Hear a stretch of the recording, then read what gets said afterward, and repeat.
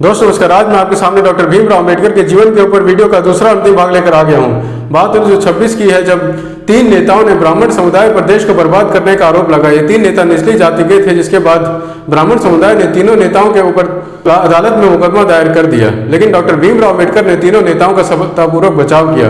बॉम्बे उच्च न्यायालय में डॉक्टर भीमराव अंबेडकर ने दलितों और पिछड़ी जाति के लोगों की प्रगति और उनकी शिक्षा को लेकर ज्यादा से ज्यादा बहस किया।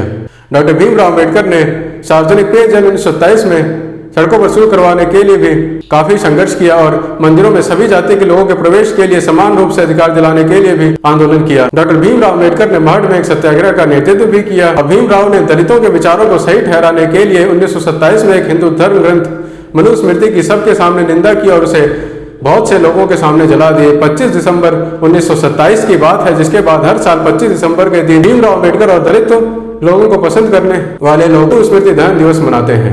भीमराव अंबेडकर 1930 में 3 महीने की तैयारी के बाद नासिक के कालाराम मंदिर में दलितों और बाकी पिछड़ी जाति के लोगों के साथ प्रवेश के लिए कालाराम मंदिर आंदोलन शुरू किया। इस आंदोलन के लिए डॉक्टर भीमराव अंबेडकर ने बहुत ज्यादा लोगों को आंदोलन में शामिल होने के लिए तैयार कर लिया था। इस समय कालाराम मंदिर में करीब 15,000 स्वयंसेवक भी जमा हुए थे और डॉक्टर भीमराव अंबेडकर का यह आंदोलन नासिक के सबसे बड़े आंदोलनों में से एक था। और भीमराव के नेतृत्व में जब लोग कालाराम मंदिर के करीब पहुंचे तो उस समय मंदिर के ब्राह्मण अधिकारियों ने मंदिर के द्वार बंद कर लिए और भीड़ मंदिर में प्रवेश नहीं कर पाई। 1929 के समय में अंग्रेज अफसर सर जॉन साइमन ने भारत में साइमन कमीशन की स्थापना की और भारत के कई नेताओं ने साइमन कमीशन का कड़ा विरोध किया, लेकिन कुछ नेताओं के साथ डॉक्टर भीमराव अंबेडकर ने साइमन कमीशन का समर्थन किया। हालांकि साइमन कमीशन में डॉक्टर भीमराव अंबेडकर के समर्थन के बावजूद अंग्रेजों ने साइमन कमीशन को भारत में लागू नहीं किया और डॉक्टर भीमराव अंबेडकर जब 35 साल के हुए, यानी कि 1932 में ब्रिटिश सरकार भीमराव की कई कोशिशों के बाद खुश होकर सांप्रदायिक पुरस्कार के रूप में दलितों को आरक्षित सीटें देने के लिए तैयार हो गई। लेकिन महात्मा गांधी दलितों को आरक्षित सीटें देने पर असहमत थे और महात्मा गांधी ने डॉक्टर भीमराव अंबेडकर का कड़ा विरोध किया, क्योंकि महात्मा गांधी का मानना था कि दलितों को आरक्षित सीटें देने से हिंदुओं में बड़ी और छोटी जाति के लोगों के बीच भेदभाव बढ़ेगा। महात्मा गांधी इस समय पूना के यरवादा जेल में थे और महात्मा गांधी ने भूख हड़ताल शुरू कर दिया और डॉक्टर भीमराव अंबेडकर का विरोध जताया, जिसके बाद पलवंकर बहादुर और मदन मोहन मालवीय जैसे कांग्रेस के नेताओं ने भीमराव अंबेडकर और उनके समर्थकों के साथ बहस के लिए पूना के यरवादा जेल में सामूहिक बैठक आयोजित किया। ये 25 सितंबर 1932 के समय की बात है। इसे पूना पैक्ट के नाम से जाना गया और मदन मोहन मालवीय और भीमराव अंबेडकर ने पूना पैक्ट पर हस्ताक्षर किए, जिसका परिणाम ये हुआ कि दलितों को सामान्य निर्वाचन क्षेत्र के भीतर अंतिम विधायिकाओं में आरक्षित सीटें प्राप्त हुई और दलितों को विधान परिषद में 71 के बजाय 148 सीटें प्राप्त हुई। दलितों को 1935 से 1950 के भारतीय अधिनियम संविधान के तहत अनुसूचित जाति और अनुसूचित जनजाति नाम दिया गया। डॉक्टर भीमराव अंबेडकर को 1935 में बॉम्बे के गवर्नमेंट लॉ कॉलेज का प्रोफेसर नियुक्त किया गया और भीमराव 2 सालों तक बॉम्बे के गवर्नमेंट लॉ कॉलेज के प्रोफेसर रहे। दिल्ली विश्वविद्यालय के रामजस कॉलेज के संस्थापक केदारनाथ की मृत्यु के बाद भीमराव को रामजस कॉलेज का अध्यक्ष नियुक्त किया गया। भीमराव ने मुंबई में अपने घर के निर्माण का आदेश भी दिया और भीमराव ने अपने घर का निर्माण मुंबई के दादर के हिंदू कॉलोनी में करवाया था। भीमराव अपने निजी पुस्तकालय में 50,000 से ज्यादा किताबें रखते थे। इस जगह का नाम राजगृह था और ये 1935 के समय की बात है। भीमराव की पत्नी रामाबाई की 37 साल की उम्र में 27 मई 1935 को मुंबई के दादर के हिंदू कॉलोनी के राजगृह में मृत्यु हो गई। रामाबाई की मृत्यु लंबी बीमारी के बाद हुई थी। रामाबाई ने अपनी मृत्यु से पहले पंढरपुर की तीर्थ यात्रा पर जाने की इच्छा जताई थी, लेकिन भीमराव ने रामाबाई को मना कर दिया। 13 अक्टूबर 1935 को भीमराव ने अपने समर्थकों को हिंदू धर्म त्यागने के लिए प्रेरित किया और देश भर में अलग अलग जगह घूमकर अपना संदेश लोगों तक पहुंचाते रहे। 15 अगस्त 1936 के दिन भीमराव ने इंडिपेंडेंट लेबर पार्टी का गठन किया। इंडिपेंडेंट लेबर पार्टी ILP का उद्देश्य भारत में श्रमिकों को ज्यादा से ज्यादा समर्थन देने के साथ साथ पूंजीपतियों और जातिवाद फैलाने वालों को खत्म करना था। इंडिपेंडेंट लेबर पार्टी ने 1937 में भारतीय आम चुनाव में विधानसभा में 13 आरक्षित और 4 सामान्य सीटों पर चुनाव लड़े, जिनमें से 11 आरक्षित और 3 सामान्य सीटों पर विधानसभा में इंडिपेंडेंट लेबर पार्टी ने जीत हासिल की। डॉक्टर भीमराव अंबेडकर ने 15 मई 1936 को एनिलेशन ऑफ कास्ट नाम की एक किताब प्रकाशित की और भीमराव ने यह किताब खुद लिखी थी। 1937 बॉम्बे विधानसभा में भीमराव ने एक विधेयक पेश किया। इस विधेयक का उद्देश्य किसानों और सरकार के साथ सीधा संबंध स्थापित करने के साथ साथ खोती प्रणाली को खत्म करना था।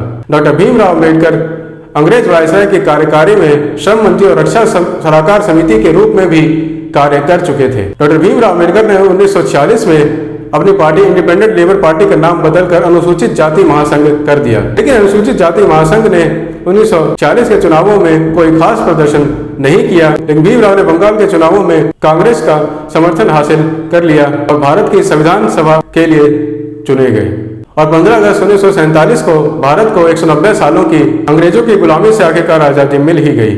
लेकिन ये आज़ादी मुसलमानों के लिए वर्तमान पाकिस्तान और बांग्लादेश को भारत के नक्शे से अलग करके मिली थी। यह विभाजन मुस्लिम लीग के कांग्रेस पार्टी के हाथों बुरिहार और अंग्रेज अफसर लॉर्ड माउंटबेटन प्लान के अनुसार किया गया था, जिसके बाद 14 अगस्त 1947 को पाकिस्तान को आज़ाद कर दिया गया और 15 अगस्त 1947 को डॉक्टर भीमराव अंबेडकर को आज़ाद भारत का पहला कानून और न्याय मंत्री घोषित किया गया। इस पद पर डॉक्टर भीमराव अंबेडकर 4 सालों तक रहे। इसके बाद डॉक्टर राजेंद्र प्रसाद को कांग्रेस पार्टी का अध्यक्ष, पंडित जवाहरलाल नेहरू को भारत का पहला प्रधानमंत्री और भारत का पहला governor general Lord Louis Mountbatten के बाद चक्रवर्ती राजगोपालाचारी को घोषित किया गया। डॉक्टर भीमराव अम्बेडकर को पंडित जवाहरलाल नेहरू ने भारत के संविधान को तैयार करने का अत्यंत महत्वपूर्ण कार्य सौंपा और डॉक्टर भीमराव अम्बेडकर ने करीब 2 साल और 100 दिनों में भारत के संविधान को तैयार कर लिया और 25 नवंबर 1949 को भीमराव ने संविधान तत्कालीन राष्ट्रपति डॉक्टर राजेंद्र प्रसाद के सामने पेश किया। 26 नवंबर 1949 को भारत की संविधान सभा ने भीमराव द्वारा बनाए गए संविधान को मंजूरी दे दी और इसे भारत में लागू करने का आदेश दे दिया। लेकिन इस संविधान को 2 महीने बाद 26 जनवरी 1950 को पूरे भारत में लागू किया गया और आजाद भारत का भारत गणराज्य के नाम से जाना गया। इस संविधान को तैयार होने के 2 महीने बाद इसलिए मंजूरी दी गई क्योंकि 26 जनवरी 1930 को कांग्रेस पार्टी ने अंग्रेजों से भारत को आजाद घोषित किया था और पूर्ण स्वराज की घोषणा कर दी थी, जिसके ठीक 20 साल बाद भारत में कांग्रेस ने संविधान को लागू कर दिया। और इसी बीच डॉक्टर भीमराव अम्बेडकर ने 15 अप्रैल 1948 को शारदा कबीर नाम की औरत से अपना दूसरा विवाह कर लिया, जिसका नाम आगे बदलकर डॉक्टर सविता भीमराव अम्बेडकर कर दिया गया। डॉक्टर भीमराव अम्बेडकर ने 1952 और 1954 के आम चुनावों में भी भाग लिया, लेकिन उन्हें हार का सामना दोनों बार कांग्रेस पार्टी के हाथों करना पड़ा। 1948 में डॉक्टर भीमराव अम्बेडकर को डायबिटीज हो गया, लेकिन ज्यादा लंबे समय तक भीमराव डायबिटीज से जूझ नहीं पाए और 6 दिसंबर 1956 को 65 साल की उम्र में उनकी मृत्यु हो गई। डॉक्टर बाबा साहेब अम्बेडकर की मृत्यु नई दिल्ली में हुई थी, जिसके बाद वर्तमान मुंबई के दादर के चैत्य भूमि पर बाबा साहेब अम्बेडकर का दाह संस्कार कर दिया गया। भारतीय सरकार द्वारा बाबा साहेब अम्बेडकर को 1990 में मरणोपरांत भारत रत्न से सम्मानित किया गया और भारत रत्न भारत का सर्वोच्च नागरिक पुरस्कार है। डॉक्टर बाबा साहेब अम्बेडकर के जीवन के ऊपर एक टीवी सीरियल एक महानायक doctor BR Ambedkar and TV पर प्रसारित किया गया और इस सीरियल को लोगों ने बहुत पसंद किया। हाँ दोस्तों, मेरा डॉक्टर भीमराव अम्बेडकर के ऊपर वीडियो का दूसरा भाग यही समाप्त होता है। मेरा आज का वीडियो आपको कैसा लगा, अच्छा है, और प्लीज मुझे नीचे कमेंट्स में जरूर बताएं।